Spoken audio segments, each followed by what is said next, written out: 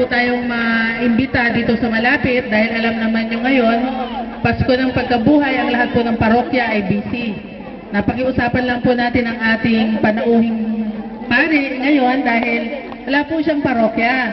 Siya po ay on special assignment. Yung pong kanyang tinatawag na Galilee ay yun ang kanyang ina-administer sa DRT po. Yung po, ang Galilee po ay nagha-house ng mga yung bang drug dependent, yung mga naging addict. Meron po siyang mga alaga doon na more or less mga 100, naglalaro sa 100 na pinababalik uli sa lipunan sa pamamagitan ng mga panalangin na ginagawa nila doon.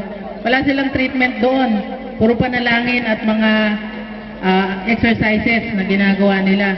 At bukod po doon, meron din siyang mga alagang matatanda na nandoon po. Meron din po siyang mga house for the aged na konti lang po, hindi kasing rami nung Emmaus sa Malolos, pero doon po meron din siyang mga alagang matatanda. Yung pong mga gusto magpaalaga, pwede po kayo magpa-interview na kay Father para pag gusto nyo nang pumasok doon, tatanggapin po kayo ni Father.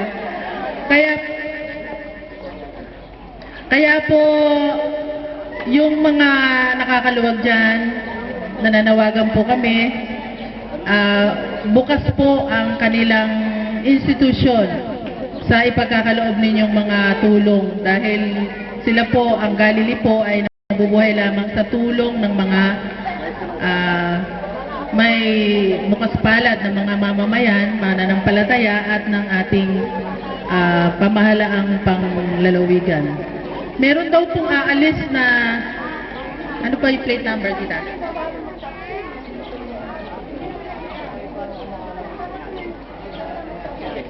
Magmisa daw po muna kayo dahil maraming sakyan ni Father ang nandoon. Thank you. Mamaya po, mag-iikot po kami ng supot-supot na mangungolektang barya-barya. Kung magkano lang po mapagkaloob ninyo, yun po ay aalay natin sa Galilee. Thank you.